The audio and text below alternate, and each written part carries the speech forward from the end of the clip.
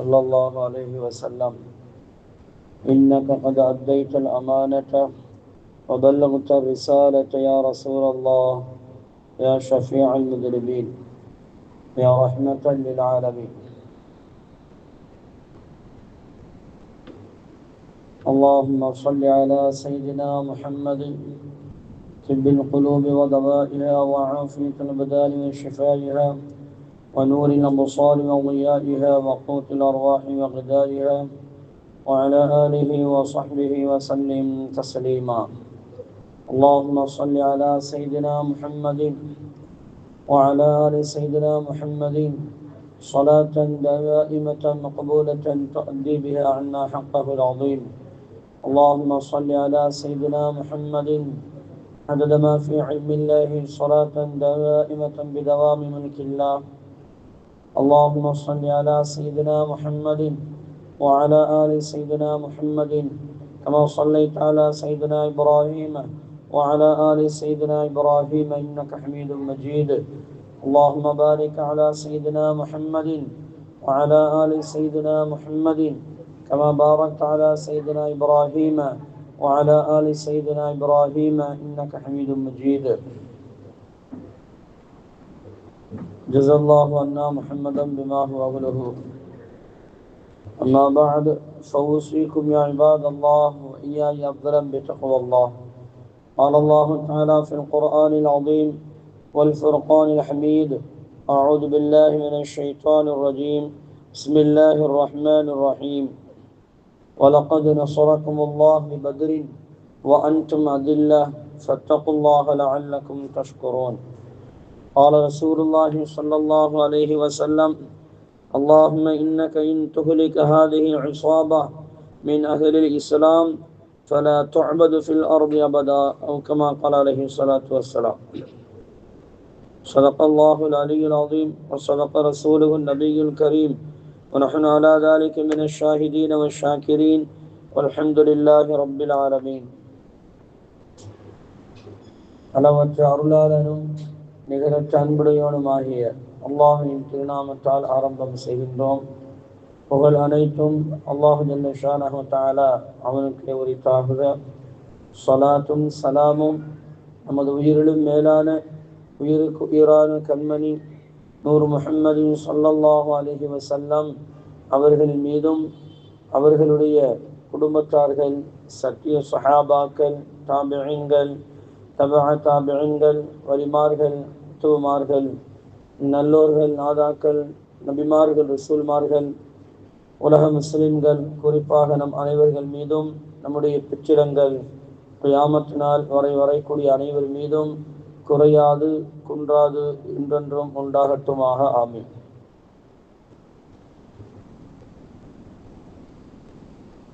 கண்ணியத்திற்குரிய இஸ்லாமியர்களே, அல்லாஹ் ஜல்ல ஷானஹு தஆலா நம்முடைய சிறிய பெரிய அனைத்து பாவங்களையும் இந்த ரமலான் மாதத்தில் எல்லா பாவங்களையும் மறைத்து மன்னித்து நன்மைகளாக மாற்றித் தருவானாக. நமது உயிரிலும் மேலான உயிருக்கு உயிரான கண்மணி நூர் முஹம்மது ஸல்லல்லாஹு அலைஹி வஸல்லம் அவர்களுடைய மேலான அன்பையும் ஷஃபாஅத்தையும் இம்மையிலும் மறுமையிலும் தந்து அவர்களுடனும் இறை நெருக்கத்தை பெற்ற நல்லடியார்களுடனும் சேர்ந்து வாழும் பெரும்பாக்கியத்தை வல்ல ரஹ்மான் நமக்கும் நம்முடைய சந்ததிகளுக்கும் தந்தருள் புரிவானாக. வாழும் காலமெல்லாம் உடல் ஆரோக்கியத்தை நிரந்தரமாக்கி தந்து எல்லா விதமான நன்மைகளையும் பெற்று அவனுக்கு பொருத்தமான ஒரு கண்ணியமான உயர்வான அந்தஸ்துள்ள ஒரு வாழ்க்கையை வாழ்வதற்கு வல்ல ரஹ்மான் நமக்கும் நம்முடைய சந்ததிகளுக்கும் அருள் செய்வானாக. திடீர் மரணங்கள், திடீர் ஆபத்துக்கள், வானம் பூமியுடைய சோதனை இருந்தும், சிறு வயதில் மௌத்தாகும் அந்த நிலையிலிருந்தும், கடன் வாங்குவது கொடுப்பது, கடன் வாங்கும் அந்த நிலையிலிருந்தும், வட்டி வாங்குவது கொடுப்பது என்ற அந்த நிலையிலிருந்தும், ஆஸ்பத்திரியுடைய சிரமங்கள், அதனுடைய செலவீனங்கள், அதனுடைய முசீபத் சோதனையிலிருந்தும் வல்ல ரஹ்மான் நம்மையும் நம்முடைய சந்ததிகளையும் பாதுகாத்து அருள் புரிவானாக. வாழும் காலமெல்லாம் நம்முடைய முன்னோர்கள் இதை நெருக்கத்தை பெற்ற நல்லடியார்கள் அனைவரையும் மதித்து கண்ணியமாக அவர்களுடைய வாழ்க்கை நடைமுறைகளை பின்பற்றி நடக்கும் அந்த பெரும்பாக்கியத்தை வல்ல ரஹ்மான் நமக்கும் நம்முடைய சந்ததிகளுக்கும் தந்தல் புரிவாராக. கண்ணியத்திற்குரிய இஸ்லாமியர்களே, இன்றைக்கு பிறை 17 பத்ரு சஹாபாக்களுடைய நினைவு நாள். வாழ்க்கையில் யாருமே இஸ்லாமிய உலகம் இதை மறக்கவே முடியாது.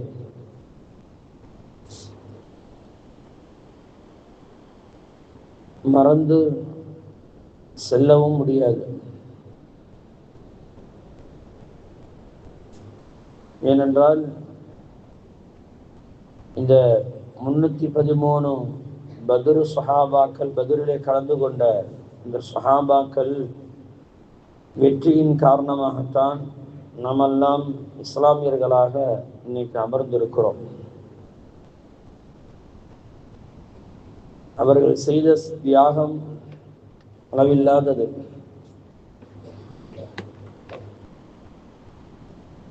இந்த புனிதமான ரமலானுடைய பிறை 17 தான் இந்த போர் நடந்தது.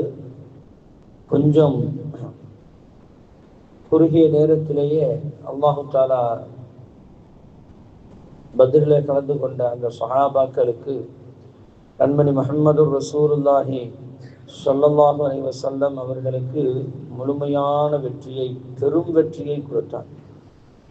எதிர்பார்த்திடாத பெரும் வெற்றியை மட்டுமல்ல, அந்த வெற்றியை இன்று வரை இந்த இஸ்லாமிய உலகம் அனுபவித்துக் கொண்டுதான் இருக்கிறது. அவ்வளவு பெரிய வெற்றியை அல்லாஹு தஆலா கொடுத்தார். அதாவது தாய்மார்களே, ஆரம்ப காலத்துல இஸ்லாமியர்களுக்கு போர் புரியணும் அப்படிங்கிற அந்த நிலைப்பாடுகள் இல்லை. அல்லாஹு தஆலா அனுமதியும் கொடுக்கல. யாராவது தொல்லைகள் கொடுத்தால் அந்த தொல்லைகளை சகித்து கொண்டுதான் வாழ வேண்டும். அடித்தாலும் அதை திருப்பி அடிக்கக்கூடிய நிலைப்பாடுகள் அனுமதி இல்லை. அந்த அடியை வாங்கி கொண்டுதான் இருக்க வேண்டும். மக்கமா நகரத்தில் வாழ்ந்த அந்த 13 காலங்கள், 13 ஆண்டு காலங்கள் கண்மணி முஹம்மது ரசூலுல்லாஹி ஸல்லல்லாஹு அலைஹி வஸல்லம் அவர்களுக்கு 40வது வயதில் நபிப்பட்டம் கிடைத்தது. அவர்கள் ஹிஜ்ரத் செய்து சென்றது 53வது வயதில். இந்த 13 காலங்கள் அல்லாஹு தஆலா மக்காவிலே கண்மணி முஹம்மது ரசூலுல்லாஹி ஸல்லல்லாஹு அலைஹி வஸல்லம் அவர்களை வாழச் செய்தான். அங்கே சொற்ப நபர்கள் தான் இஸ்லாத்தை ஏற்றுக்கொண்டாங்க. ஆனால் கடுமையான தொல்லைகள் கொடுக்கப்பட்டாங்க. சொல்ல முடியாத அளவிற்கு தொல்லைகள் கொடுக்கப்பட்டது. சஹாபாக்களுக்கும் சரி, கண்மணி முஹம்மது ரசூலுல்லாஹி ஸல்லல்லாஹு அலைஹி வஸல்லம் அவர்களுக்கும் சரி கடுமையான தொல்லைகள் கொடுக்கப்பட்டது. நபிகள் நாயகம் ஸல்லல்லாஹு அலைஹி வஸல்லம் அவர்கள் இப்படியே ஒரு கட்டத்தில் சொல்லுவார்கள், உலகத்தில் தோன்றிய தீர்க்கதரிசிகளில், நபிமார்களில் என்னை போன்று யாரும் சோதிக்கப்பட்டதில்லை அப்படின்னு சொல்லுவாங்க. நான் தான் கடுமையாக சோதிக்கப்பட்டிருக்கிறேன். எல்லா நபிமார்களை விடவும், ஏன் மூசா அலைஹிஸ்ஸலாம் அவர்களை விடவும், ஈசா அலைஹிஸ்ஸலாம் அவர்களை விடவும், நபி யூசுப் அலைஹிஸ்ஸலாம் அவர்களை விடவும் நான் தான் கடுமையாக சோதிக்கப்பட்டிருக்கிறேன் என்று கண்மணி முஹம்மது ரசூலுல்லாஹி ஸல்லல்லாஹு அலைஹி வஸல்லம் அவர்கள் சொல்வார்கள். ஏன் அப்படி சொன்னாங்க அப்படின்னா, எல்லா நபிமார்களும் அந்த சமுதாயத்தின் மூலமாகத்தான் சோதிக்கப்படுவார்கள். ஆனால் கண்மணி முஹம்மது ரசூலுல்லாஹி ஸல்லல்லாஹு அலைஹி வஸல்லம் அவர்கள் குடும்பத்தார்கள் மூலமாகவே சோதிக்கப்பட்டார்கள். அபூ லஹப் என்று ஒருவன், அவன் யாரும் இல்லை, ரசூலுல்லாஹி ஸல்லல்லாஹு அலைஹி வஸல்லம் அவர்களுக்கு பெரிய வாப்பா கூட பிறந்த அண்ணன். நபி ஸல்லல்லாஹு அலைஹி வஸல்லம் அவர்களுடைய வாப்பா தான் கடைசி. அப்துல் முத்தலிப் அவங்களுக்கு 10 ஆண் குழந்தைகள். 10 ஆண் குழந்தைகளை கடைசியாக பிறந்தவர்கள் தான் அப்துல்லாவுடைய மகன் தான் முஹம்மது ரசூலுல்லாஹி ஸல்லல்லாஹு அலைஹி வஸல்லம் அவர்கள். இப்ப இவங்களுக்கு முன்னாலதான் 9 பேரு. அந்த 9 பேர்ல ஒருத்தர் தான் அபூ லஹப்.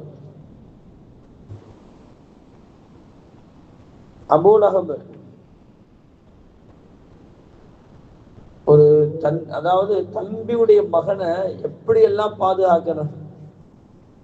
ஒரு தம்பியுடைய மகன் செல்லமா பிறந்த ஒரு ஆம்பளை பிள்ளைய எப்படியெல்லாம் பாதுகாக்கணும்.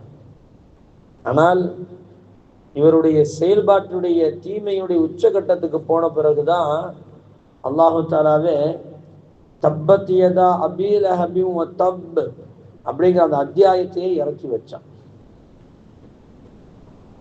அபூ லஹபும் நாசமா போகட்டும், அவனுடைய மனைவியும் நாசமா போகட்டும் சொல்லி சாபமிட்டு அல்லாஹு தஆலா குர்ஆனில இறக்கி வைத்தான். அதாவது சில வல்லுநர்கள் சொல்லுவாங்க, ஆண்கள்ல நபி ஸல்லல்லாஹு அலைஹி வஸல்லம் அவருடைய சமகாலத்தில் வாழ்ந்த ஆண்களுடைய பெயர்கள்ல குர்ஆன்ல 2 பேருடைய பேர் தான் சொல்லப்பட்டிருக்கிறது. ஒரு சஹாபி ஸைத் ரலியல்லாஹு தஆலா அன்ஹு. யாருங்க அது? ஸைத் ரலியல்லாஹு தஆலா அன்ஹு. இவங்க யாரு அப்படின்னா கண்மணி முஹம்மது ரசூலுல்லாஹி ஸல்லல்லாஹு அலைஹி வஸல்லம் அவருடைய வளர்ப்பு மகன். இவர்கள் அரபு தேசத்தை சார்ந்தவர்கள் அல்ல, ஐரோப்பா கண்டத்தை சார்ந்தவர்கள், கருப்பு இனத்தவர்கள். பெரிய நாட்டாமைக்கு சொந்தக்காரர் யாரு? ஸைத் ரலியல்லாஹு தஆலா. ஸைத் இப்னு ஹாரிஸா ரலியல்லாஹு தஆலா அவர்கள் யாருக்கு? பெரிய பணக்காரருக்கு சொந்தம். அவங்களுடைய எதிரி என்ன செஞ்சாங்க? வாப்பா அம்மா மேல ஒரு பொறாமைப்பட்டு இவங்களை கடத்தி கொண்டு வந்து மக்காவில் வித்துட்டு போயிட்டாங்க. இவங்க அடிமையாக இருந்தவர்கள். அன்னை ஹதீஜா ரலியல்லாஹு தஆலா அவர்களுக்கு அவர்களோடு திருமணம் நடந்த போது அன்னை ஹதீஜா ரலியல்லாஹு தஆலா அன்ஹா ஸைத் இப்னு ஹாரிஸா ரலியல்லாஹு தஆலா அன்ஹு அவர்களை ரசூலுல்லாஹி ஸல்லல்லாஹு அலைஹி வஸல்லம் அவர்களுக்கு அன்பளிப்பாக கொடுத்தாங்க. அவருடைய நடைமுறை எல்லாத்தையும் பார்த்த பிறகு ரசூலுல்லாஹ் உரிமை விட்டு தன்னுடைய வளர்ப்பு மகனாக ஆக்கி கொண்டாங்க. ஒரு கட்டத்துல அவங்களுடைய பெற்றோர்களை தேடி தேடி தேடி தேடி தேடி இங்க வந்துட்டாங்க. ஸைத் ரலியல்லாஹு தஆலா இருக்கக்கூடிய அந்த மக்கமா நகரத்துக்கு வந்துட்டாங்க. இப்போ ரசூலுல்லாஹ்ட்ட போய் முறையிடுறாங்க, யா ரசூலல்லாஹ், இந்த மாதிரி என்னுடைய மகன் தான் ஸைத், அவர்களை எதிரிகள் கொண்டு வந்து கடத்தி கொண்டு வந்து வித்துட்டு போயிட்டாங்க. அதனால எங்க பிள்ளை எங்கள்கிட்ட நீங்க தரணும், எவ்வளவு பணம் வேணுமோ நீங்க கேளுங்க, நாங்க தர்றேன். இப்போ ரசூலுல்லாஹ் சொன்னாங்க, பணம்லாம் ஒன்றும் எங்களுக்கு தேவையில்லை, அந்த புள்ள வந்துச்சுன்னா நீங்க கூட்டிட்டு போங்கண்டா. அந்த புள்ள வந்துச்சுன்னு சொன்னா நீங்க கூட்டிட்டு போங்க அப்படின்ட்டாங்க. அந்த பிள்ளை அவங்க பெற்றோர்கள் எவ்வளதோ சொன்னாங்க. ஆனால் ஸைத் இப்னு ஹாரிஸா ரலியல்லாஹு தஆலா அன்ஹு அவர்கள் சொன்னார்கள், நான் ஒரு காலமும் ரசூலுல்லாஹி ஸல்லல்லாஹு அலைஹி வஸல்லம் அவர்களை விட்டு நான் வரமாட்டேன். உங்கள் இடத்தில் நான் இருந்திருந்தால் எவ்வளவு மரியாதையோடும் கண்ணியத்தோடும் வாழ்வேனோ அதை விட பன்மடங்கு நான் கண்ணியத்தோடும் மரியாதையோடும் பாதுகாப்போடும் நான் வளர்ந்து கொண்டிருக்கிறேன். அதனால நான் வரமாட்டேன் என்று சொல்லி அனுப்பி வைத்தார்கள் ஸைத் இப்னு ஹாரிஸா ரலியல்லாஹு தஆலா அன்ஹு அவர்கள். இவர்களுடைய பெயர் குர்ஆனில் பதிவு செய்யப்பட்டிருக்கிறது. ஏன்னா ஒரு திருமணத்தின் காரணமாக. அப்போ குர்ஆன்ல வேற எந்த சஹாபாக்களுடைய பெயரையும் அங்கு குறிப்பிடல. ரசூலுல்லாஹ்வுக்கு சொந்தமான ரொம்பவும் நெருக்கமான அபூபக்கர் சித்திக் ரலியல்லாஹு தஆலா, உமர் ரலியல்லாஹு தஆலா யாருடைய பெயரையும் சொல்லல. உஸ்மான் ரலியல்லாஹு தஆலா, அலி ரலியல்லாஹு தஆலா யாருடைய பெயரையும் சொல்லல. ஸைத் ரலியல்லாஹு, ஏன்? அவர்களை அல்லாஹ் கண்ணியப்படுத்தினான். ரசூலுல்லாஹி ஸல்லல்லாஹு அலைஹி வஸல்லம் அவர்களை கண்ணியப்படுத்தினால அவர்களை அல்லாஹ் கண்ணியப்படுத்தினான். அதனாலதான் சொல்லுவாங்க, இமாம்கள் சொல்லுவாங்க, ஸைத் ரலியல்லாஹு தஆலாவுடைய பெயரை ஒழு இல்லாம சொல்லுவாங்க. ஏன்னா குர்ஆனுடைய வசனமா போச்சுனா இல்லையா? ஸைத் என்ற அந்த 3 வார்த்தைக்கு 30 நன்மை கிடைக்கும் அப்படின்ட்டு குர்ஆன் வல்லுநர்கள் சொல்லி தருவாங்க. அதே நேரத்தில் ஒரு எதிரியுடைய பெயரை சொல்லப்படுகிறது. அது யார் என்று சொன்னால் அபூ லஹப். இவன் யார் என்று சொன்னால் ரசூலுல்லாஹி ஸல்லல்லாஹு அலைஹி வஸல்லம் அவருடைய சொந்த பெரிய வாப்பா. நன்மையான விஷயத்தில் சொல்லும் போது, அதாவது ஒரு அடிமையை அல்லாஹ் தஆலா சொல்லுகிறான். ஆனால் தீமை எடுத்து சொல்லும் போது யாராக இருந்தாலும், ரசூலுல்லாஹி ஸல்லல்லாஹு அலைஹி வஸல்லம் குடும்பமாக இருந்தாலும் சரி, யாராக இருந்தாலும் அவர்கள் குற்றமானவர்கள் என்று நிரூபிப்பதற்கு அல்லாஹ் தஆலா அபூலஹபுடைய பெயரை அங்கு குறிப்பிடுகிறான் என்று சொல்லி தருவார்கள். அப்போ அவ்வளவு பெரிய அபூலஹப் இந்த அளவுக்கு கொடுமைப்படுத்துவார்னு ரசூலுல்லாஹி ஸல்லல்லாஹு அலைஹி வஸல்லத்துக்கு அந்த சுபுஹ் நேரத்துல காலையில அப்படி போயிட்டு வருவாங்க. ரசூலுல்லாஹ்வுடைய வீடும் அபூலஹபுடைய வீடும் பக்கத்துல தான் இருந்துச்சு, அடுத்தடுத்த வீடு. அது இவன் என்ன செய்வானாப்பா, காட்டிலிருந்து முள் இருக்குதா இல்லையா, அந்த முள்ளை புறக்கிட்டு வந்து ரசூல்லா நடந்து வரக்கூடிய அந்த பாதையில மண்ணில் அப்படி புதைச்சு வைப்பாங்க. 2 பேரும், கணவன் மனைவி 2 பேரும். ரசூலுல்லாஹி ஸல்லல்லாஹு அலைஹி வஸல்லம் காலில் குத்தி சோதனை நல்லா வலிக்கட்டும் அப்படிங்கிறதுக்காண்டி சோதிக்குவாங்க. அந்த அளவுக்கு ரசூலுல்லாஹி ஸல்லல்லாஹு அலைஹி வஸல்லம் அவர்களை துன்புறுத்தியவன் தான் அபூலஹப். அதனால தான் ரசூலுல்லாஹ் சொன்னாங்க, நான் எல்லா நபிமார்களை விடவும் அதிகமாக நான் துன்புறுத்தப்பட்டிருக்கிறேன். ஏனென்றால் நான் சோதிக்கப்பட்டது என்னுடைய நெருங்கிய உறவினர்கள் மூலமாக நான் சோதிக்கப்பட்டேன் என்று ரசூலுல்லாஹி ஸல்லல்லாஹு அலைஹி வஸல்லம் அவர்கள் சொல்லி காட்டுவாங்க. அப்போ மக்கமா நகரத்துல இருக்கும்போது எந்த எதிர்த்து போரிடுவதற்கு அல்லாஹ் தஆலா அனுமதி கொடுக்கல. நீங்கள் எவ்வளவுதான் அடித்தாலும் வாங்கி கொள்ள வேண்டும், சகித்து கொள்ள வேண்டும் என்றுதான் அல்லாஹ் தஆலா சொல்லிக்கொண்டே இருந்தான். ஹிஜ்ர செஞ்சு மக்கமா நகரத்துக்கு போயாச்சு. போன பிறகு மதீனா நகரத்திற்கு போயாச்சு. போன பிறகுதான் அல்லாஹ் தஆலா அந்த போகும்போது ஒரு வார்த்தையை ரசூலுல்லாஹி ஸல்லல்லாஹு அலைஹி வஸல்லம் இடத்துல அல்லாஹ் கேட்க சொல்றான். சுல்தானன் நசீரா அப்படிங்கிறார். அதாவது எனக்கு உதவியாக இருக்கக்கூடிய ஒரு அரசாட்சியை எனக்கு தருவாயாக அப்படின்னு ரசூலுல்லாஹ் துஆ செய்றாங்க. மக்கமா நகரத்திலிருந்து புறப்பட்டு மதீனா நகரத்துக்கு போற வழியில இந்த வார்த்தையை அல்லாஹ் தஆலா சொல்றான். சுல்தானன் நசீரா, எனக்கு உதவி செய்யக்கூடிய, உதவிகரமாக இருக்கக்கூடிய ஒரு அரசாட்சியை, ஒரு ஆட்சி அதிகாரத்தை எனக்கு தா என்று அல்லாஹ்விடத்தில் கேட்டதாக குர்ஆன் நமக்கு சொல்லி தருகிறது. அல்லாஹ் தான் கேட்க சொன்னான். அந்த ஒருத்தங்க போர் செய்கிறாருந்தா ஒரு தலைவனாக இருக்க வேண்டும், ஒரு நாட்டாமையா இருக்கணும், ஒரு அரசராக இருக்கணும், ஒரு அரசாங்கத்தை நிர்வகிக்கக்கூடிய பொறுப்புல அங்க இருக்கணும். அப்போதான் போர் செய்ய முடியும், அப்பதான் நம்ம வெற்றி கொள்ள முடியும், நமக்கு மத்தியில ஒரு ஆலோசனைகள் பெற முடியும், யாராருக்கு என்னென்ன பொறுப்புன்னு சொல்லி ஒதுக்கி வைக்க முடியும், அதற்கு உண்டான பயிற்சிகளை கொடுக்க முடியும். சும்மா போயிட்டு மக்கமா நகரத்துல அந்த அடிக்கிறாங்கன்னு சொல்லிட்டு நம்மளும் திருப்பி அடிச்சோம்னு சொன்னா அங்க எல்லா மக்களும் கூடி சேர்ந்து உயிரே போறவங்க அளவுக்கு என்ன செஞ்சிருவாங்க, அடிச்சு சாகடிச்சிருவாங்க. அதனாலதான் அல்லாஹ் தஆலா ஆரம்பத்துல போருக்கு உண்டான அனுமதியே கொடுக்கல, எதிர்த்து பேசவே கூடாது. அல்லாஹ் தஆலா என்ன செஞ்சா, மதீனா நகரத்துக்கு போன பிறகுதான் அனுமதி கொடுக்கிறான். ஏன் அப்படின்னு சொன்னா, உதின லில்லதீன யுகாத்தலூன பிஅன்னஹும் ظلموا, ஈமான் கொண்டவர்களுக்கு நாம் போர் செய்வதற்கு அனுமதி கொடுக்கிறோம். பிஅன்னஹும் ظلموا, ஏன்னா நிச்சயமாக அவர்கள் நிர்பந்திக்கப்பட்டிருக்கிறாங்க, அதாவது சோதனை செய்யப்பட்டிருக்கிறார்கள், அநியாயம் செய்யப்பட்டு இருக்கிறார்கள். போருக்குண்டான அனுமதி எதுக்கு என்று அல்லாஹ் தஆலா கொடுக்கிறான் அப்படின்னா, அனுமதிக்கு, அதாவது சோதிக்கப்பட்டதினால் தற்காப்புக்காக வேண்டிதான். யாரு தன்னை அடிக்கிறார்களோ அவர்களை இருந்து தற்காத்துக் கொள்வதற்கு தான் அல்லாஹ் தஆலா போருக்குண்டான அனுமதியை அங்கே கொடுக்கிறான்.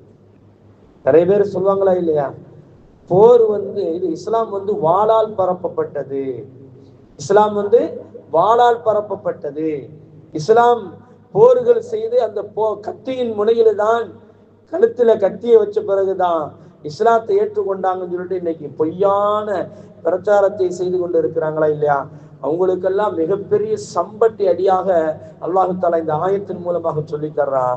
நீங்கள் போர் செய்யலாம், ஒரு ஆட்சி அதிகாரம் வந்த பிறகு அல்லாஹு தாலா ஹிஜ்ரி 2ல ஒரு சஃபர் மாசத்துல அல்லாஹு தாலா என்ன செய்யறான், நீங்கள் போர் செய்யலாம். ஏன்னு சொன்னா அவர்கள் சோதிக்கப்பட்டு இருக்கிறார்கள், அநியாயம் செய்யப்பட்டு இருக்கிறார்கள். சஹாபாக்கள் அப்படித்தானே, அநியாயம் தானே. மக்கமா நகரத்திலிருந்து எல்லாத்தையும் விட்டுட்டு வந்தாங்களே, அநியாயம் செய்ததுனால தானே. சுஹைபுல் ரூமி என்று சொல்லக்கூடிய ஒரு சஹாபி, உங்க ஏன்னா ரோம் தேசத்தை சேர்ந்தவங்க அன்றைய காலத்துல. இவங்க யாரு அப்படின்னு சொன்னா, மக்கமா நகரத்துக்கு முதல்ல நுழையும் போது ஒன்றுமே இல்லாத உடுத்தின அந்த ட்ரெஸ்ஸோட தான் உள்ள நுழைஞ்சாங்க. அவங்களுக்கு அல்லாஹ் தஆலா இந்த தங்கம் செய்வாங்கல்ல, தங்கம் தச்சன் தொழில் இவங்க செஞ்சுக்கிட்டு இருப்பாங்க, செய்ய தெரியும். அதனால அல்லாஹ் தஆலா பெரிய செல்வத்தை கொடுத்துட்டாங்க, பெரிய செல்வத்தை கொடுத்துட்டாங்க. இவங்க மக்காவை விட்டு மதினா நகருக்கு ஹிஜ்ரி செஞ்சு போறாங்க. போகும்போது அவங்க வழியில மறிச்சிட்டாங்க. வழியில மறிச்சுக்கிட்டு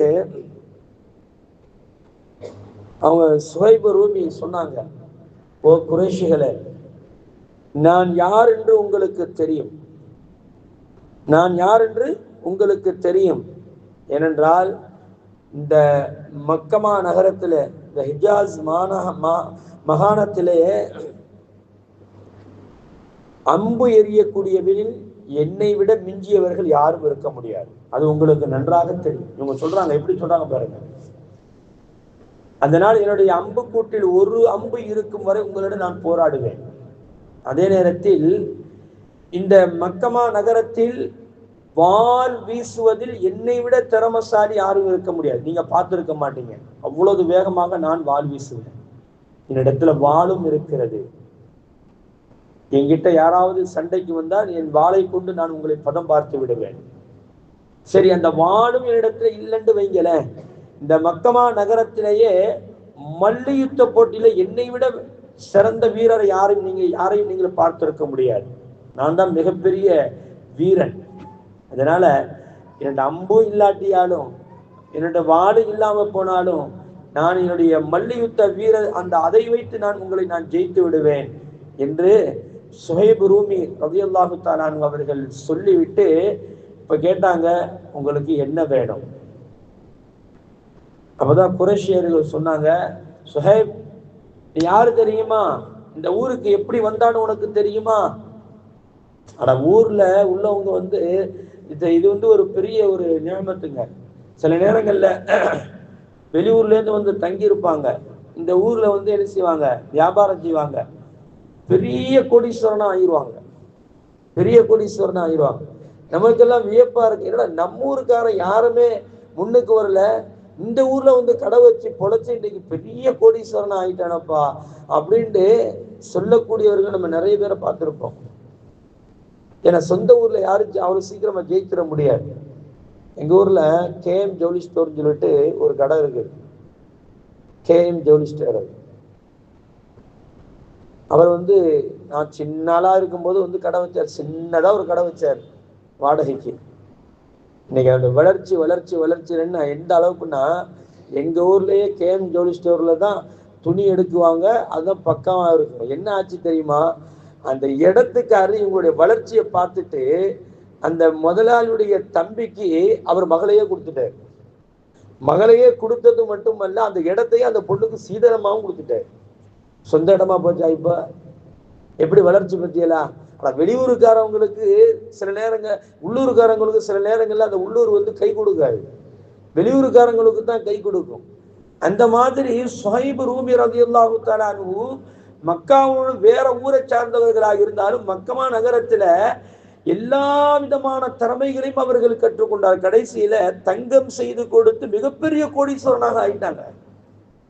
இதைத்தான் அந்த குறைஷியர்கள் சொன்னாங்க, சுஹைப், நீ யாருன்று தெரியுமா? நீ யாரு தெரியுமா? இந்த ஊருக்கு வரும்போது ஒண்ணும் இல்லாதவனாக வந்தாய், இங்க பெரிய பணக்காரனாக ஆகிட்டான் அப்படின்ற ஒண்ண இப்பதான் சுஹைப் ரூமி ரலியல்லாஹு தஆலா அன்ஹுக்கு புரிஞ்சுக்கிடுச்சு, இவங்க என்ன நோக்கத்துல வர்றாங்கன்னு. நம்ம குறைஷிகள் சொன்னாங்க, எங்க ஊர்ல எங்கள்கிட்டயே நீ சம்பாரிச்சு அந்த காசை கொண்டுகிட்டு மதினாவுக்கு போறதுக்கு நாங்க அனுமதிப்போமா அப்படின்னு கேட்டாங்க. அப்பதான் சுஹைப் ரூமி ரலியல்லாஹு தஆலா விளங்கிக்கிட்டு சொன்னாங்க, அட இதுதானா உங்களுக்கு என்னுடைய செல்வத்தை பத்தி தான் நீங்க பேசுறீங்களா? அப்ப சொன்னாங்க, என்னுடைய செல்வத்தை இருக்கக்கூடிய இடத்தை நான் சொல்லுகிறேன். என்னுடைய கஜானா எங்கெல்லாம் இருக்கிறதோ அப்போலாம் கஜானா என்பது என்ன, பூமிக்குள்ளத்தானே புதைச்சு வைப்பாங்க. இப்ப மாதிரி பீரோல்லாம் அந்த காலத்துல கிடையாது, இல்ல லாக்கர்லாம் கிடையாது. பூமிக்குள்ளதான் அங்கங்க புதைச்சு வைப்பாங்க. அதனாலதான் சில பூமிகள்ல பார்த்தீங்கன்னா புதையல் கிடைக்கும். அன்றைய காலத்துல ராஜாக்கள் வாழ்ந்த இடத்துல என்ன செய்வாங்கன்னு சொன்னா, ஒவ்வொரு இடத்துல பெரிய கொண்ட புதையல் என்ன செய்வாங்க, புதைச்சு வைப்பாங்க. தங்கம் வைரம் வைடூரம் புதைச்சு வைப்பாங்க. அது என்னைக்காவது ஒரு நாளைக்கு என்ன செய்யும், மாட்டிக்கிறேன் யாருக்காவது பிற்காலங்கள்ல. இது அல்லாஹ் கொடுத்த மிகப்பெரிய கிஃப்ட் இது. அது மாதிரி அன்றைய காலத்துல பூமிக்குள்ளதான் புதைச்சு வைப்பாங்க. அப்ப சுஹைப் ரூமி ரலியல்லாஹு சொன்னாங்க, இவ்வளவுதான் உங்க பிரச்சனையா? சரி, என்னுடைய சொத்துக்கள் எங்க எங்க இருக்கிறது என்பதை நான் உங்களுக்கு சொல்லிடுறேன், நீங்க என்னை விட்டுறீங்களா அப்படின்னு விட்டு வந்தாங்க. சுஹைப் ரூமி ரலியல்லாஹு தஆலா அன்ஹு எல்லாத்தையும் சொன்னாங்க. இது இங்க நடக்குது. ஆனால் அங்கே ரசூலுல்லாஹி ஸல்லல்லாஹு அலைஹி வஸல்லம் அவர்களுக்கு ஜிப்ரீல் அலைஹிஸ்ஸலாம் மூலமாக அல்லாஹ் தஆலா அறிவித்து கொடுத்துட்டான், சுஹைப் ரூமி தன்னுடைய சொத்துக்கள் அனைத்தையும் தியாகம் செய்துவிட்டு மதீனா நகரத்தை நோக்கி வந்து கொண்டு இருக்கிறார் என்று ரசூலுல்லாஹி ஸல்லல்லாஹு அலைஹி வஸல்லம் சொன்னாங்க. ரபிஹ சுஹைப் லாபம் பெற்றுக்கொண்டார் என்று நபிகள் நாயகம் ஸல்லல்லாஹு அலைஹி வஸல்லம் அவர்கள் அங்கே இருந்து கொண்டு சொன்னதாக நம்ம சரித்திரத்துல பார்க்கிறோம். அந்த அளவுக்கு சஹாபாக்கள் மிகப்பெரிய போராட்டம் நடத்தினாங்க. எங்க? மக்காவில் இருந்து கொண்டு. அப்ப மக்காவில் இருந்து அநியாயமாக துரத்தப்பட்டவர்கள், அநியாயமாக தன்னுடைய சொத்துக்கள் எல்லாத்தையும் இங்கேயே விட்டுட்டு போயிடணும், உடுத்தின கையோட போகணும் அப்படிங்கிறதுக்கு ரொம்ப அப்படிதான் அவர்கள் வைத்திருந்தார்கள். அது மட்டுமல்ல, அதற்கு அப்புறம் அவர்கள் இஸ்லாத்தை ஏற்று வந்தாலும் அவர்களை கடுமையான தொல்லை பண்ணுவாங்க. அதற்காக வேண்டிதான் அல்லாஹ் தஆலா ஒரு ஆட்சி அதிகாரத்தை கொடுத்த பிறகுதான் அல்லாஹ் சொல்றான், என்னது, அநியாயம் செய்யப்பட்டதின் காரணமாகத்தான் நம்ம என்ன செய்யறோம், போருக்கு உண்டான அனுமதியை கொடுக்கிறோம். அப்ப யாரை நம்ம போய் சீண்டக்கூடாது. நம்மளை யாராவது அடித்தான் என்று சொன்னால் திருப்பி அடிக்க வேண்டும், தற்காப்பு என்ற அடிப்படையில் என்று அல்லாஹ் ஜல்ல ஷானஹு தஆலா சொல்லி அந்த ஆயத்தின் மூலமாக நமக்கு சொல்லி தர்றான். ஏன்னா குர்ஆன்ல யாரையும் வற்புறுத்தி இஸ்லாத்துல வாங்கன்னு சொல்லக்கூடாது. லா இக்ராஹ ஃபித்தீன் ஆயத்து குர்சி இருக்குதா இல்லையா? ஆயத்து குர்சிக்கு அடுத்த ஆயத்துல அல்லாஹ் தஆலா சொல்லுவான், லா இக்ராஹ ஃபித்தீன், தீன் மார்க்கத்துடைய விஷயத்தில் யாருக்கும் எந்த நிர்பந்தமும் கிடையாது. யாரையும் போய் நிர்பந்தித்து இதை செய்தாதான் நான் உனக்கு தருவேன் அப்படின்னு சொல்லி நிர்பந்திக்க முடியாது. இஸ்லாத்தை ஏற்றுக்கொண்டாதான் நான் உனக்கு இதை தருவேன் அப்படின்னு போய் நிர்பந்திப்பதற்கு இஸ்லாத்துல அனுமதி கிடையாது. அவங்கவுங்க விருப்பப்பட்டு வரணும், அவ்வளவுதான். உள்ளத்திலிருந்து வரணும். லா இலாஹ இல்லல்லாஹ் முஹம்மதுர் ரசூலுல்லாஹி ஸல்லல்லாஹு அலைஹி வஸல்லம் என்ற அந்த வார்த்தை உள்ளத்திலிருந்து வரணும். அதை வாழ்க்கையில் அதை வெளிப்படுத்தி காட்ட வேண்டும். இதுதான் இஸ்லாத்துடைய தத்துவம், இஸ்லாத்துடைய ஞானம். அல்லாஹ் தஆலா அடுத்த ஆயத்துல சொல்லுவான்,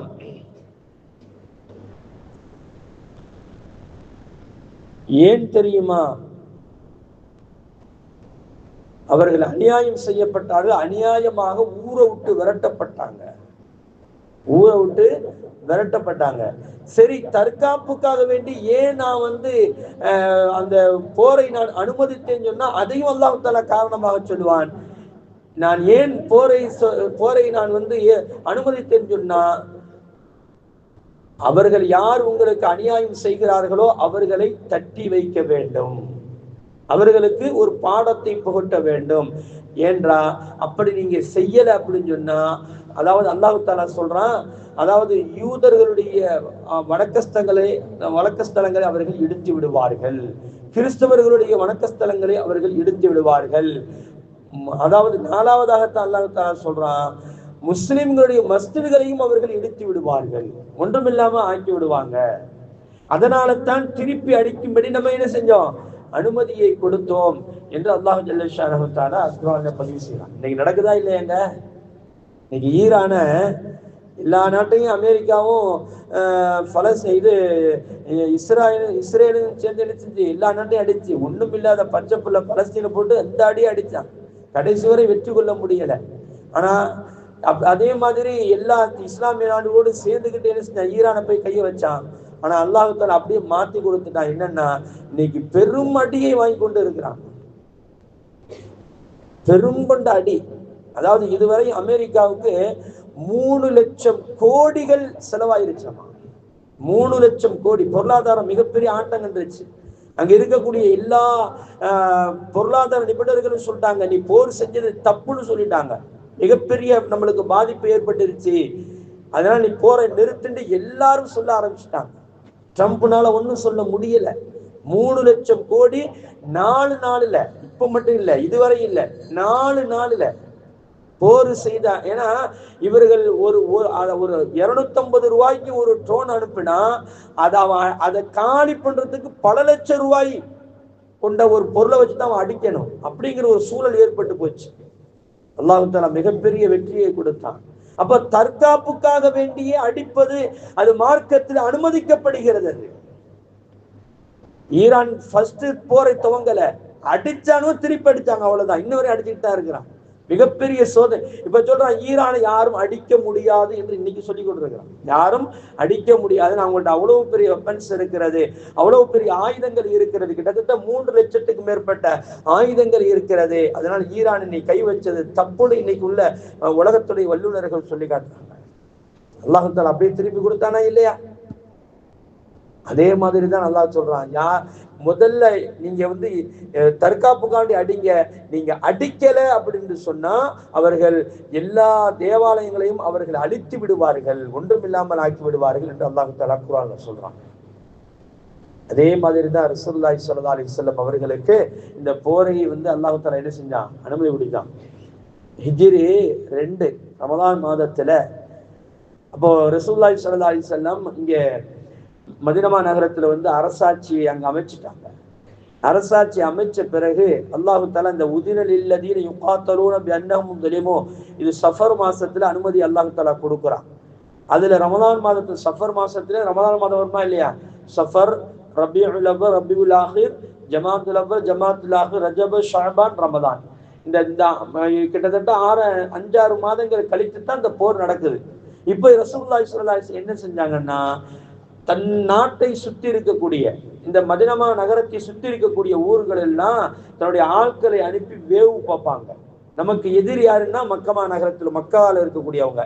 இவங்க எல்லாம் என்ன செய்யறாங்க, நமக்கு எதிராக எதுவும் செயல்படுறாங்களா, இங்க பக்கத்துல எதுவும் தங்கியிருந்து செயல்படுறாங்களா அப்படின்னு ரசூலுல்லாஹி ஸல்லல்லாஹு அலைஹி வஸல்லம் இரவு பகலாக சில சஹாபாக்களை அனுப்பி என்ன செய்வாங்க, வேவு பார்க்க வைப்பாங்க.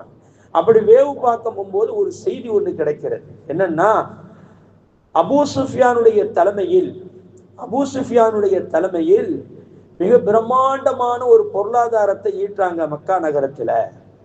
மக்காவில் இருக்கக்கூடிய எல்லா மக்களும் அதுல காசு போட்டு அந்த வியாபாரம் சிரியாவில போய் வியாபாரம் செய்து மிகப்பெரிய முதலீட்டை ஈட்டி கொண்டு இஸ்லாமியர்களுக்கு எதிராக ஆயுதங்கள் வாங்கி நாம் இஸ்லாமியர்களை என்ன செய்யணும், அடிக்கணும், அவர்களை இல்லாமல் ஆக்கணும் அப்படிங்கிற ஒரு திட்டத்தை போடுறாங்க.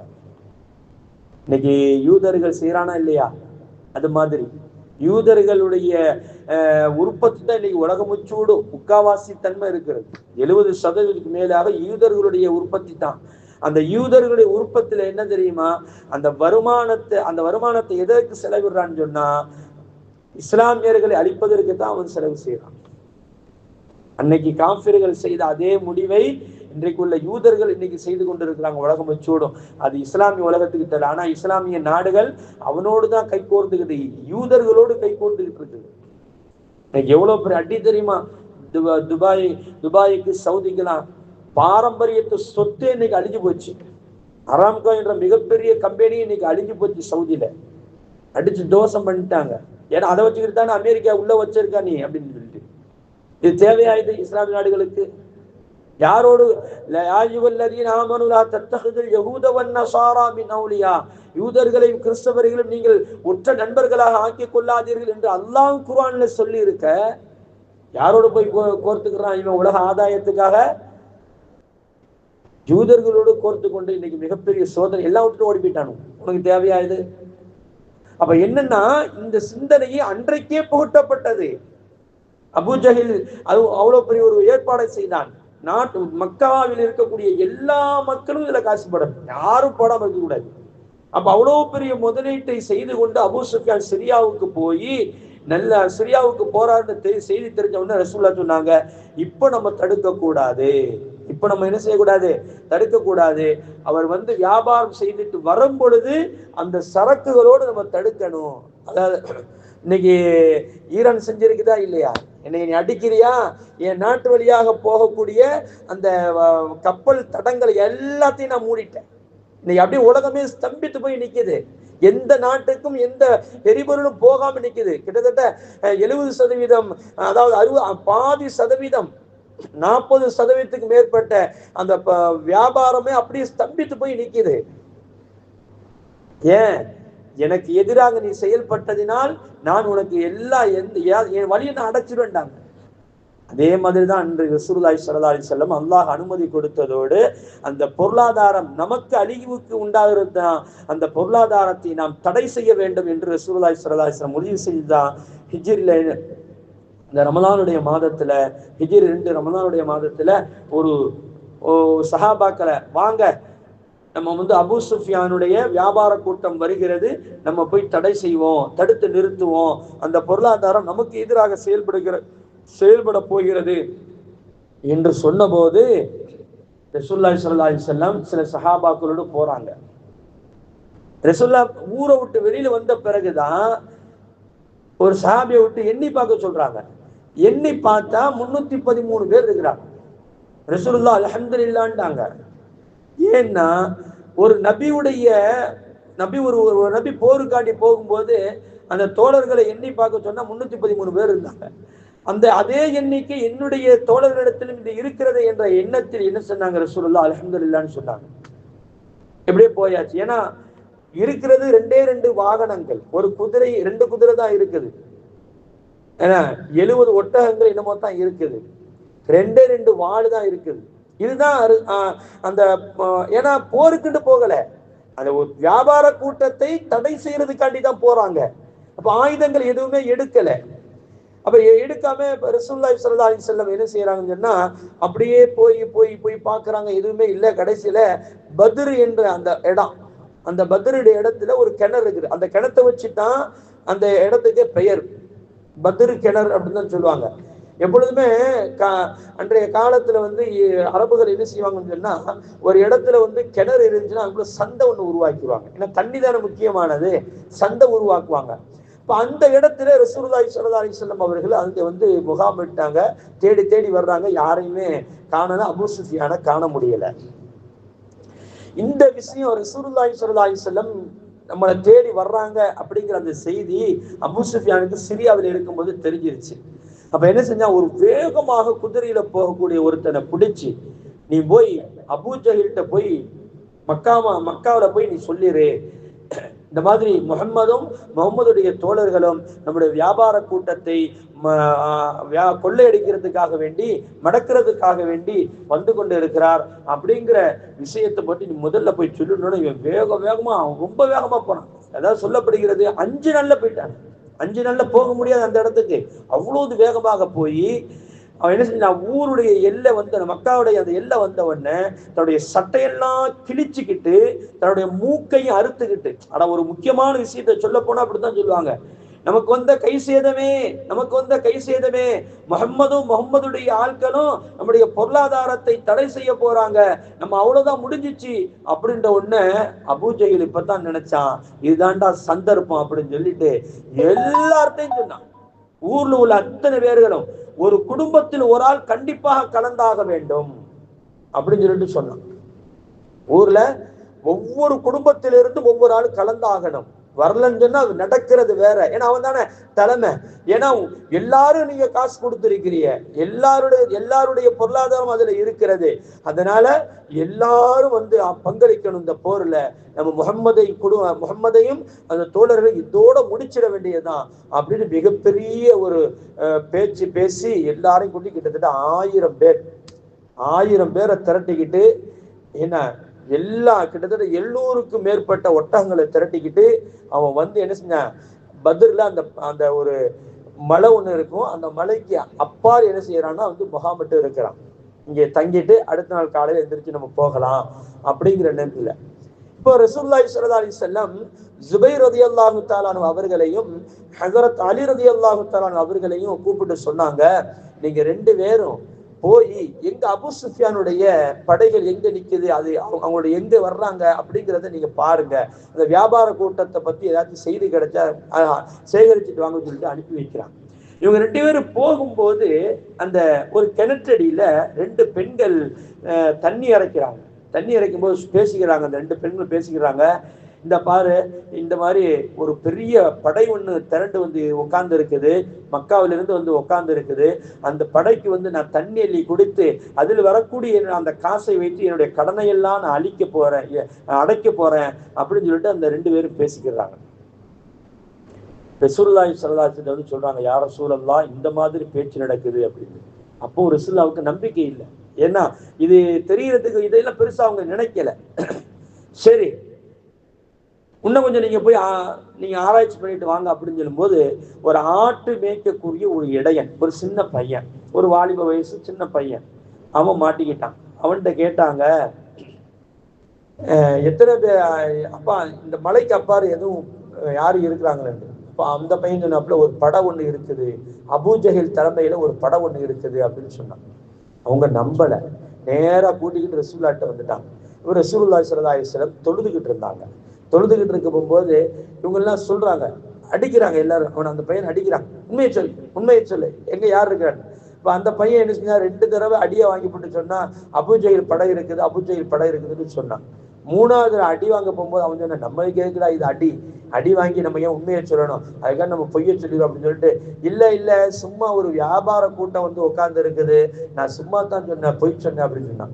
அதுக்குள்ள ரசூலுல்லாஹி ஸல்லல்லாஹு அலைஹி வஸல்லம் வந்து தொழுது விட்டு அந்த பையனை பார்த்த உடனே சஹாபாக்கள்கிட்ட சொன்னாங்க, நீங்க ஆரம்பத்துல அவன் உண்மையை சொன்னான், அவனை நீங்க அடிச்சீங்க, இப்ப பொய்ய சொல்றான், நீங்க அடிக்க மாட்டேங்கிறீங்க அப்படின்னு சொல்லிட்டு, உண்மையில் அங்கே அபூஜஹில் ஒரு படையோடு தங்கி இருக்கிறான் அப்படின்னு ரசூலுல்லாஹி ஸல்லல்லாஹு அலைஹி வஸல்லம் சொல்லிட்டு சொன்னாங்க, அங்க எத்தனை பேருப்பா இருக்கிறான்னு கேட்டாங்க. அவன் சொன்னாப்புல, எனக்கு யாருன்னா எத்தனைன்னு தெரியாது அப்படின்னு. ரசூலுல்லாஹி ஸல்லல்லாஹு அலைஹி வஸல்லம் கூப்பிட்டு சொன்னாங்க, அப்பா உங்க இடத்துல ஒரு நேரத்துக்கு சாப்பாட்டுக்கு எத்தனை ஒட்டகம் அறுக்கப்படுகிறது அப்படின்னு கேட்டாங்க. அவன் சொன்னார், 9லிருந்து 10 வரை ஒட்டகங்கள் அடுக்கப்படுகிறது என்று சொன்னாங்க. அப்ப ரசூலுல்லாஹ் சொன்னாங்க, ஒரு ஒட்டகத்துல 100 பேர் சாப்பிடலாம், ஒரு ஒட்டகத்துல 100 பேர் சாப்பிடலாம். அப்போ அவங்கள்ட்ட 9லிருந்து 10 வரை இருக்கிறாங்க, 10 ஒட்டகம் அறுக்கிறாங்கன்னு சொன்னா 900லிருந்து 1000 பேர்கள் வரையும் அங்கே ஆட்கள் இருக்கலாம் என்று ரசூலுல்லாஹி ஸல்லல்லாஹு அலைஹி வஸல்லம் முடிவு செய்யறாங்க. முடிவு செஞ்சாச்சா? இப்போ போர்க்களம் இரவு நேரத்துல இருக்கிறாங்க. இப்ப ரசூலுல்லாஹி ஸல்லல்லாஹு அலைஹி வஸல்லம் காலை சுபுகுடைய நேரத்துல, இரவுல நிறைய நிகழ்ச்சிகள் நடந்தது, துவா கேட்கறாங்க, எல்லாம் செய்யறாங்க. சுபுகுடைய நேரம் 2 பேரும் சந்திக்கக்கூடிய அந்த நேரம், போர்க்களத்துல நிக்கக்கூடிய அந்த நேரம்.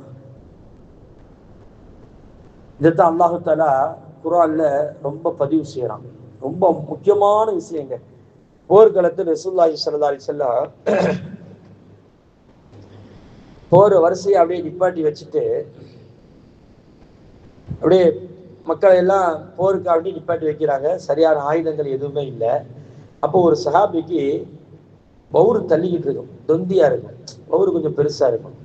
அவர் என்ன செஞ்சாரு, ரசூலுல்லாஹி ஸல்லல்லாஹு அலைஹி வஸல்லம் என்ன செஞ்சாங்க, அவரை வயிற்றுல வச்சு ஒரு குத்தி, என்ன பௌத்த கொஞ்சம் தள்ளுங்க அப்படின்ட்டாங்க. இவர் என்ன செஞ்சாரு, ரசூலுல்லாஹ் இதுக்கப்புறம் நம்ம உசுரோட இருக்க போறது இல்லை, அதனால நம்முடைய உடம்ப ரசூலுல்லாஹ்வுடைய உடம்போடு சேர்த்து அணைச்சிடணும் அப்படின்னு இவருக்கு ரொம்ப நாளா ஒரு ஆசை. ரசூலுல்லாஹ் உடம்பு, அதாவது ட்ரெஸ் இல்லாம நம்ம உடம்பும் அவங்க உடம்பும் ஒன்னா சேர்ந்து கட்டி பிடிச்சிடணும்னு அப்படின்னு ஒரு ஆசை. ஏன்னா அப்படி கட்டி பிடிச்சுன்னு சொன்னா நம்முடைய உடம்ப வந்து நெருப்பு தீண்டாது இல்ல, நரக நெருப்பு தீண்டாது இல்ல, கபர் நம்மளுக்கு வேதனை கிடைக்காது இல்ல. ஏன்னா ரசூலுல்லாஹ்வே கட்டி பிடிச்ச உடம்புண்டு அந்த சஹாபிக்கு ஒரு ஆசை. எப்படி ஆசை பத்தியலா, எவ்வளவு அதீத ஆசையை பாருங்க, யோசிச்சு பாருங்களேன். நாயகத்தின் மீது அந்த சஹாபாக்கள் வைத்திருந்த அந்த அன்பும் பாசமும் உலகத்துல யாருனாலையும் முடியாது. அவ்வளவு பெரிய அன்பு வச்சிருந்தாங்க. இந்த சஹாபிக்கு இதுதான் சந்தர்ப்பம் சொல்லிட்டு ரசூலுல்லாஹ் என்ன சொன்னாங்க, யார சொல்லலாம், நீங்க என் வயிற்றுல குத்திட்டீங்க கம்ப வச்சு, அதனால நானும் உங்களை குத்தணும் அப்படின்னு சொல்லிட்டு அந்த சஹாபி கொஞ்சம் அப்படி கோபமா காட்டினாங்க. சொன்ன உடனே ரசூலுல்லாஹ் சிரிச்சுட்டாங்க. சிரிச்சுட்டு சரிப்பா நீனு குத்துப்பா அப்படின்ட்டாங்க. அந்த போர்க்களத்துல அது நடக்குது பாருங்க. அந்த இடத்துல ஒரு ஒரு சுவாரஸ்யமான ஒரு விஷயம். அப்ப சொன்னாங்க, யார சொல்லலாம், நீங்க குத்தும் போது நான் ட்ரெஸ் இல்லாமல இருந்தேன்.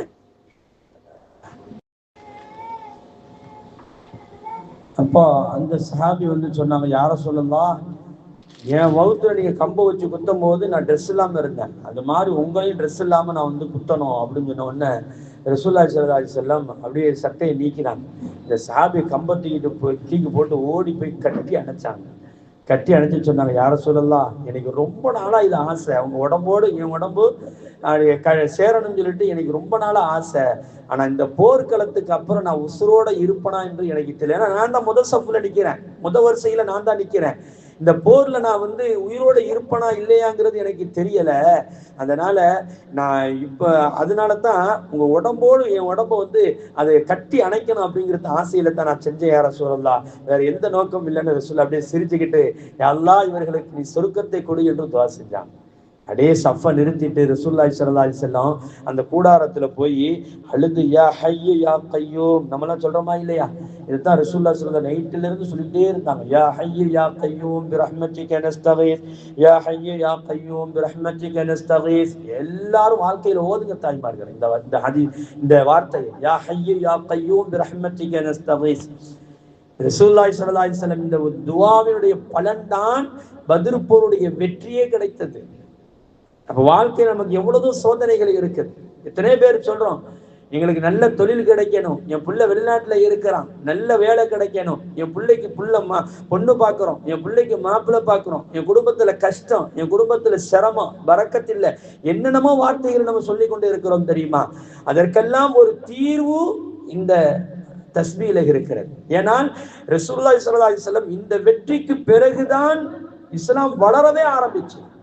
அப்ப இஸ்லாத்துடைய வளர்ச்சிக்கு காரணம் இந்த தஸ்பீஹ் என்று எழுதுவார்கள் கிதாபுகள்ல. வாழ்க்கையில நம்ம அதனாலதான் இந்த தஸ்பீஹை குறைஞ்சது 313 தடவை ஓதுங்கம்பாங்க. ஏன்னா 313 பேர் தான் அந்த பத்ர் போர்ல கலந்துகிட்டவங்க. அந்த அவர்களுடைய நியத்தை வைத்து, யா அல்லாஹ் பத்ர் போர் பத்ர் சஹாபாக்களுக்கு எப்படிப்பட்ட வெற்றியை நீ கொடுத்தாயோ அது மாதிரியான வெற்றியும் வளர்ச்சியையும் எங்களுடைய வாழ்க்கையில நீ கொண்டு தா என்று நம்மெல்லாம் கேட்கணும். அப்படிங்கிறதுக்காக இமாம்கள் சொல்லுவாங்க, உங்களுடைய தேவைகள் என்னமோ இதை ஓதிட்டு உங்களுடைய தேவைகளை உங்களுக்கு ஆசைப்பட்ட மாதிரி நீங்க அல்லாஹ்விடத்தில் கேளுங்கள், நிச்சயம் அல்லாஹ் தஆலா அதை வெற்றியை தருவான் என்று இமாம்கள் நமக்கு சொல்லி தர்றாங்க. இப்ப வாழ்க்கையில இதை கடைபிடிக்கணும், பெரிய விஷயம் இல்லை. யா ஹய்யு யா கய்யூம் பிரஹ்மத்திக நஸ்தகீஸ், அவ்வளவுதாங்க. இது ஒரு பெரிய சிரமமான ஒரு வார்த்தையா இது. யா ஹய்யு யா கய்யூம் பிரஹ்மத்திக நஸ்தகீஸ் எல்லாம் மனப்பாடம் பண்ணிக்கிறேன், மனப்பாடம் பண்ணி ஓதுங்க இன்ஷா அல்லாஹ். இது மிகப்பெரிய மாற்றத்தை உங்களுக்கு கொடுக்கும். அல்லாஹ் அந்த வளர்ச்சியுடைய பாதையில அல்லாஹ் திறந்து விடுவான். மிகப்பெரிய செல்வத்தை அல்லாஹ், மிகப்பெரிய வளர்ச்சியை உங்களுக்கு தருவான். எத்தனை பேர் நோயால் பாதிக்கப்பட்டு இருப்பாங்க, அந்த நோய்கள் தீர வேண்டும் என்று சொன்னா ஓதுங்க. இதை ஓதி நீங்கள் ஊதி அந்த தண்ணீரை எடுத்து குடிங்க, அல்லது தண்ணீரை எடுத்து உடம்புல தேய்ச்சிக்கிறீங்க, அல்லாஹ் அதுல நிச்சயமாக ஷிஃபாவை தருவார். ஏன்னா அந்த வார்த்தை அப்படிப்பட்ட வார்த்தை. யா ஹய்யுன், உயிரானவன். யா ஹய்யுன் என்ன அர்த்தம், உயிரானவன்.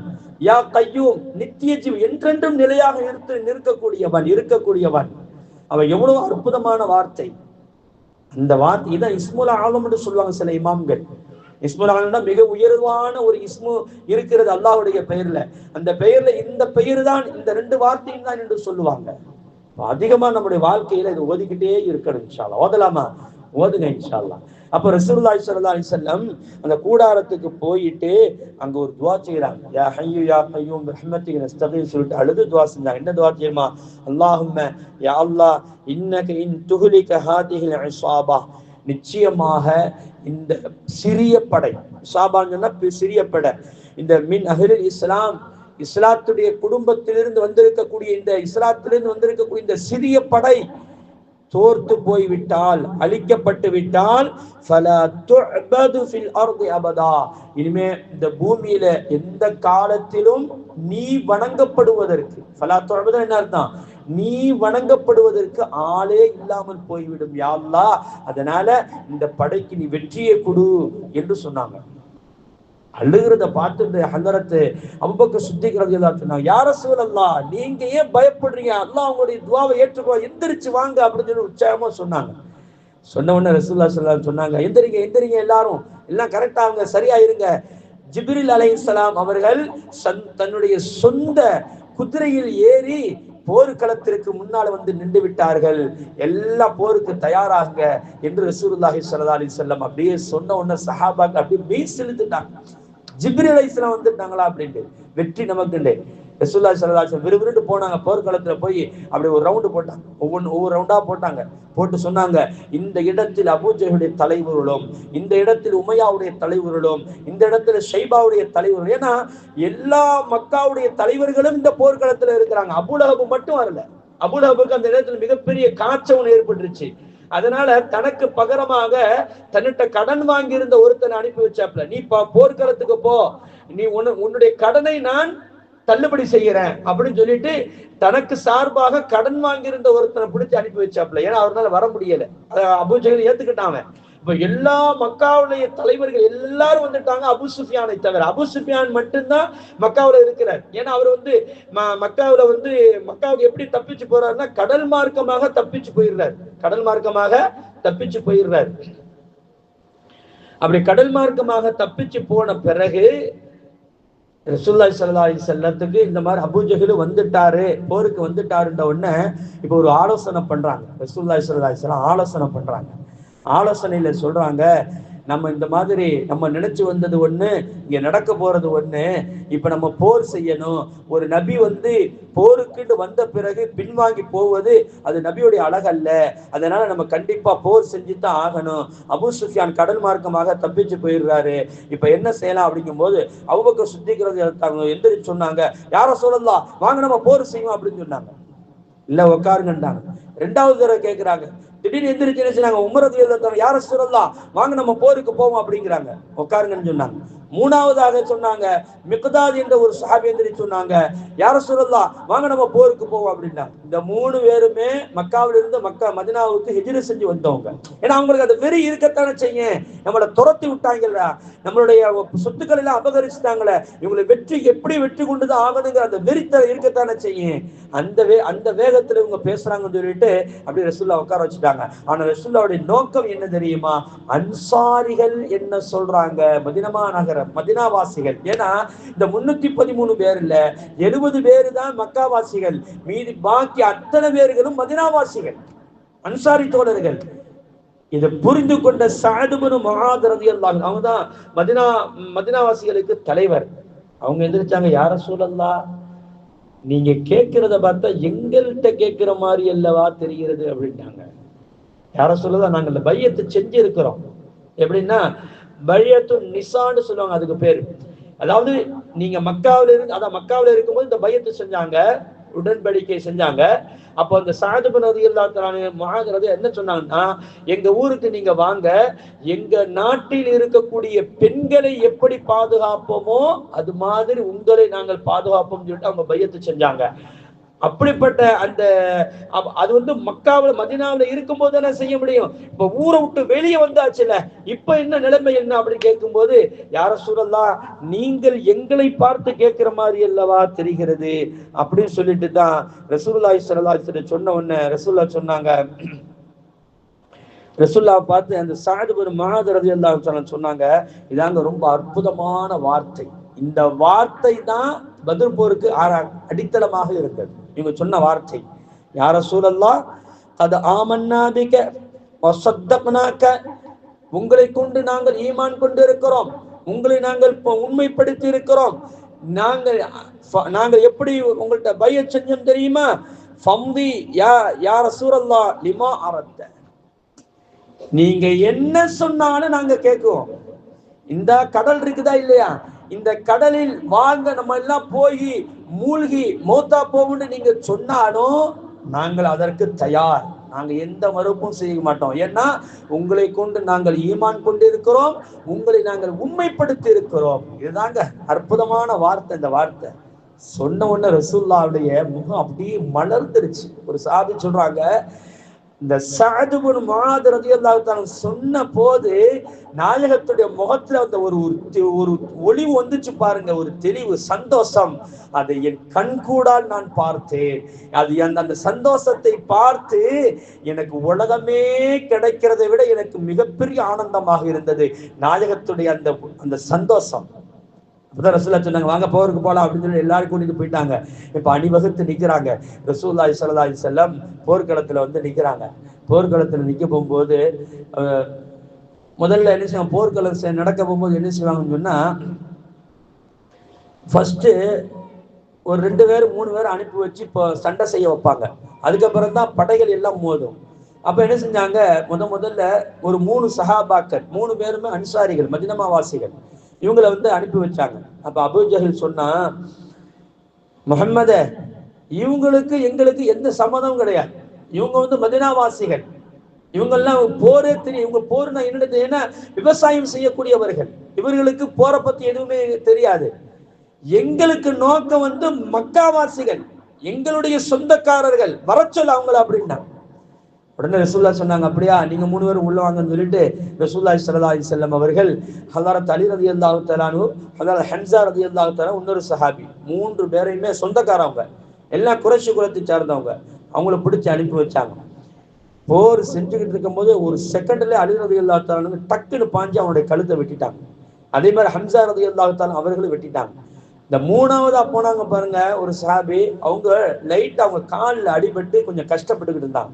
இதை பார்த்து அலி ரலியல்லாஹு தஆலா டக்குன்னு பாஞ்சு அவனையும் வெட்டி தள்ளிட்டாங்க. இப்ப போர் நடக்குது. போர் நடந்து கொண்டிருக்கும் போது ஒரு 2 சிறுவர்கள், இதாங்க ரொம்ப அற்புதமான இந்த இதுல எழுத போகும்போது இதை எழுதுவாங்க, ரொம்ப அற்புதமா எழுதுவாங்க. 2 சிறுவர்கள், முஅப்பிது முஆத் என்று சொல்லக்கூடிய 2 சிறுவர்கள். இந்த 2 சிறுவர்களும் அப்துர் ரஹ்மான் இப்னு அவுஃப் ரலியல்லாஹு தஆலா கிட்ட வந்து சொன்னாங்க, ஐன அபூ ஜஹல். அபூ ஜஹல்னா யாருன்னு கேட்டாங்க. அட, இவங்க குதிரையில உட்கார்ந்து இருக்காங்க, அப்துர் ரஹ்மான் இப்னு அவுஃப் ரலியல்லாஹு தஆலா. இவங்க வந்து கீழே நிக்கிறாங்க. யாரப்பா உனக்கு என்னப்பா வேணும்? அபூ ஜஹல். அபூ ஜஹல் என்ன, எதுக்குப்பா உனக்கு அபூ ஜஹல், ஏன்பா தேடுற? அவன் வந்து ரசூலுல்லாஹிவை திட்டிக் கொண்டு இருக்கிறான். இதான் தாய்மார்களே, அந்த வளர்ப்பு எப்படி இருந்துச்சு பாருங்களேன். நாயகத்தை எவனாவது திட்டினா மார்க்க சட்டம் என்ன தெரியுமா? அவனை கொலை செய்வதுதான். அவனை கொலை செஞ்சிடறது. அவன் இந்த உலகத்துல வாழ்றதுக்கு தகுதி இல்லாத. நாயகத்தை யாரும் குறை சொல்லிடக்கூடாது. சஹாபாக்கள்கிட்ட போய் நாயகத்தை குறை சொன்னா அவன் கழுத்து அந்த அவன் உடம்புல இருக்காது. அவன் 2 சின்ன பிள்ளைங்க சொல்றாங்க, அவன் முஹம்மது ஸல்லல்லாஹு அலைஹி வஸல்லம் அவர்களை திட்டிக் கொண்டு இருக்கிறான் என்று நாங்கள் கேள்விப்பட்டோம், அதனால அவனை நாங்கள் கொலை செய்யறதுக்காக நாங்கள் வந்திருக்கிறோம் அப்படின்னு அந்த 2 சின்ன பிள்ளைங்க சொன்னா இவங்களுக்கு ஆச்சரியமா இருக்கு. அப்படியா இருக்குப்பா, இந்த இப்ப வருவான் நான் சொல்றேன் அப்படின்னு அவன் படையை வந்து அப்படியே சரி செஞ்சுக்கிட்டு இருக்க போகும்போது அவன் சொன்னா, அதோ அந்த குதிரையில வர்றான் பாத்தியா, இவன் தான் அபூ ஜஹல். அந்த 2 சிறுவர்கள் அப்படி பாஞ்சு போனாங்களாம். பாஞ்சு போய் ஒருத்தர் அவருடைய இதை என்ன செஞ்சாங்க, அந்த குதிரையுடைய காலை வெட்டினாங்க. இன்னொருத்தன் கழுத்தை வெட்டி விட்டாங்க. அதாவது அந்த சின்ன பிள்ளைங்களுடைய வெட்டி எப்படி இருக்கும், கொஞ்சம் அரைகுறையா தானே இருக்கும். அந்த அரைகுறையா வெட்டிட்டு அவங்க போயிட்டாங்க. என்ன, அப்துல்லாஹ் பின் மஸ்ஊத் ரலியல்லாஹு தஆலா சொல்றாங்க, அப்துல்லாஹ் பின் மஸ்ஊத் ரலியல்லாஹு அவங்க தான் அபூ ஜஹல் வந்து முழுமையாக வெட்டினாங்க. இந்த போர்க்களத்துல அல்லாஹ் தஆலா மிகப்பெரிய, அதாவது சூரியன், அதாவது சுபுகு தொழுது சூரியன் அந்த வெளிச்சம் வரும் பத்தியா, லைட்டா வெளிச்சம் வரும் பத்தியா. இப்பொழுது போர் ஆரம்பமாகி சூரியன் அந்த உச்சிக்கு வர்றதுக்கு முன்னால லுகா தொழுகை நேரம் இருக்குது பத்தியா, அதாவது டைமிங் சொல்ல போனா ஒரு 10 மணி ஒரு 11 மணிக்குள்ள போரே முடிஞ்சு போச்சு. மிகப்பெரிய வெற்றி அல்லாஹ் தஆலா கொடுத்துட்டா. 70க்கும் மேற்பட்ட காஃபிர்கள் இறந்து போயிட்டாங்க, தலைவர்கள் எல்லாம் இறந்து போயிட்டாங்க, எல்லாம் துண்டகான தொழிலான ஓடியோ போயிட்டாங்க, அத்தனை பேர் எல்லாம் இறந்துட்டாங்க. இப்ப அப்துல்லாஹ் இப்னு மஸ்ஊத் ரலியல்லாஹு அன்ஹு சொல்றாங்க, அப்போ நான் வந்து அபூ ஜஹலை வந்து நான் வெட்டுறதுக்காக வேண்டி வந்தேன். வரும்போது அவன் குற்றுயிரும் கொலையுமா இருந்தான். அப்ப சொன்னா, உன் கையிலையா நான் வந்து இறந்து போகணும் அப்படின்னு கேட்டான். ஏன்னா அப்துல்லாஹ் இப்னு மஸ்ஊத் ரலியல்லாஹு தஆலா மக்காவில வந்து அதிகமா அடிச்சவன் இவன் தான். ஒரு நாள் அடி வாங்கிட்டு ரசூல்லாட்ட போகும்போது ரத்தம் ஓடுது. அப்ப ரசூல்லா பார்த்து சிரிச்சாங்க. சிரிச்ச உடனே அப்ப அப்துல்லா பின் மசூத் கேட்டாங்க, ஏன் யார ரசூலுல்லாஹ் சிரிக்கிறேன்னு கேட்கும்போது, இல்ல இப்பொழுதுதான் ஜிப்ரீல் அலைஹிஸ்ஸலாம் அவர்கள் வந்தார்கள். அப்துல்லா பின் மசூத் அபூ ஜஹல்ட்ட அடி வாங்கிட்டு வந்துகிட்டு இருக்கிறாங்க. ஆனால் நீங்க சொல்லுங்கள், ஒரு காலம் வரும் அபூ ஜஹலை வெட்டக்கூடியவர்கள் இவர்கள் தான் என்ற செய்தியை நீங்க சொல்லிவிடுங்கள் சொன்னாங்க.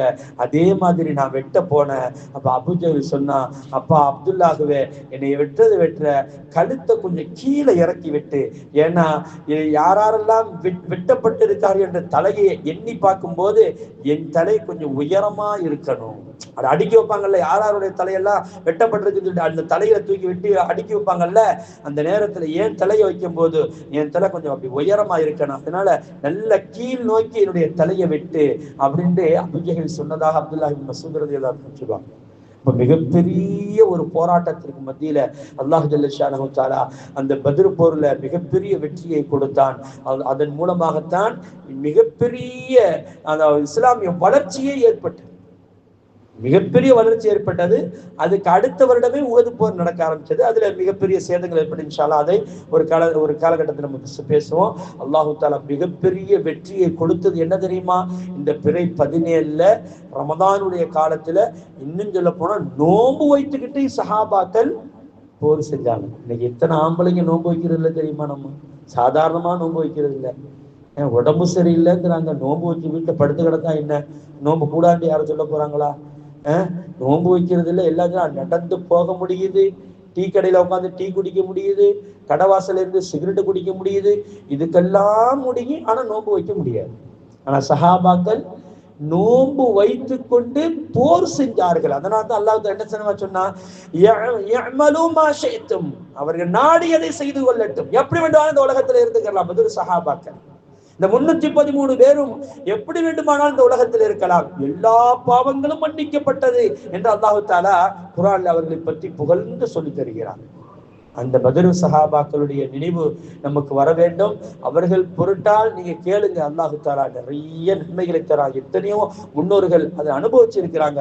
நம்முடைய கஷ்டங்கள் எல்லாம் நீங்களும், நோய்கள் நீங்களும், முசீபத்துகள் நீங்களும், நமக்கு வளர்ச்சி ஏற்படும் சொன்னா அந்த பத்ர் சஹாபாக்களுடைய பெயரை படிச்சு அல்லாஹ் இடத்துல துஆ கேளுங்க. அல்லாஹ் நிச்சயம் அதுல கபூல் செய்வான். அதுல மிகப்பெரிய வெற்றியை தருவான். அல்லாஹ் ஜல்ல ஷானஹு தஆலா நாளை மறுமை நாளையில் அந்த பத்ர் சஹாபாக்களோடு நம்மளையும் சேர்த்து சொர்க்கவாசிகளை ஆக்கி தருவானாக.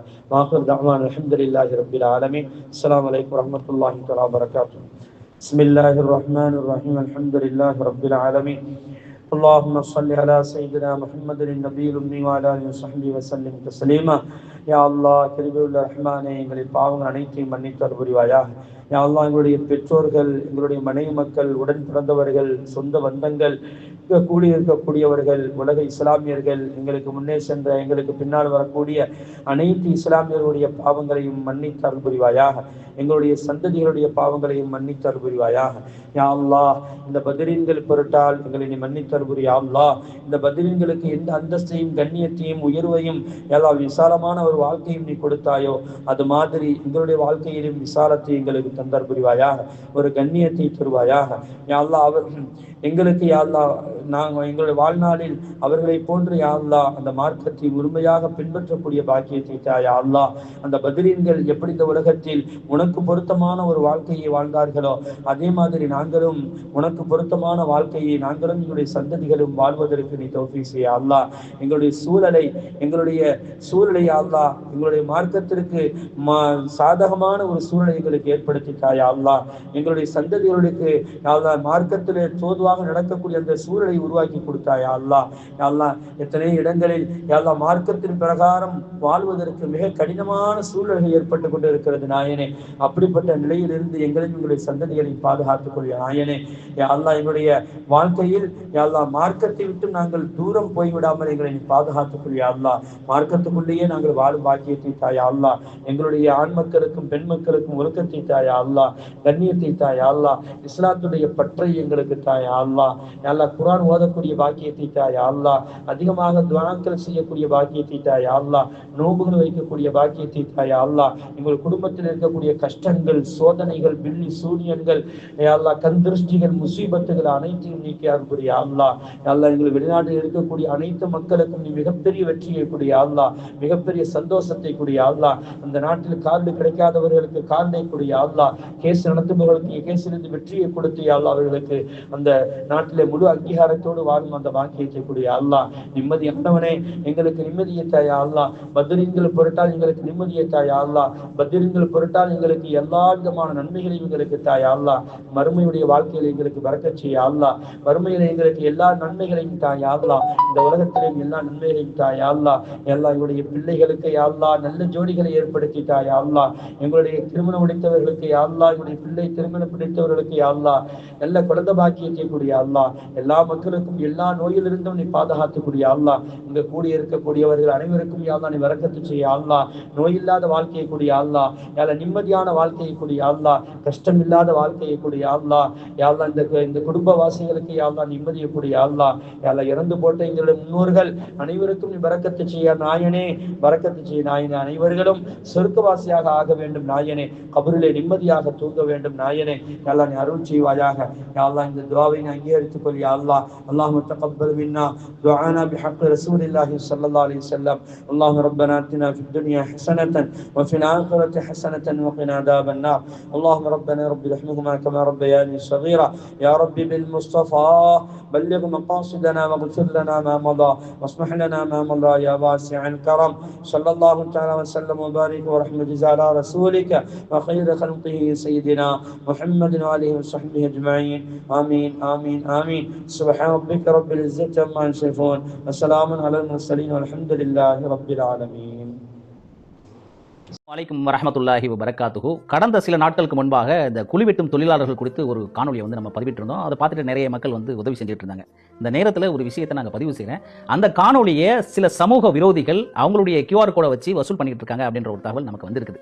ஸோ இப்போ நம்ம சொல்ல வரக்கூடிய விஷயம் என்ன அப்படின்னு பார்த்தீங்கன்னு சொன்னால், இந்த காணொலியில் பார்கோடு போட போகிறதில்ல. அதில் இருக்கக்கூடிய நம்பரை வச்சு நீங்கள் வந்து ஜிபே, ஃபோன்பே போன்ற உதவிகளை, உங்களுடைய உதவிகளை தாராளமாக செய்யலாம். இன்னைக்கு இருக்கக்கூடிய காலகட்டத்தில் எந்த அளவுக்கு தொழில்நுட்பங்கள் வளர்ந்தாலும் அதே அளவுக்கு ஃபோர்ஜரிகளும் வளர்ந்து கொண்டு தான் இருக்கிறது.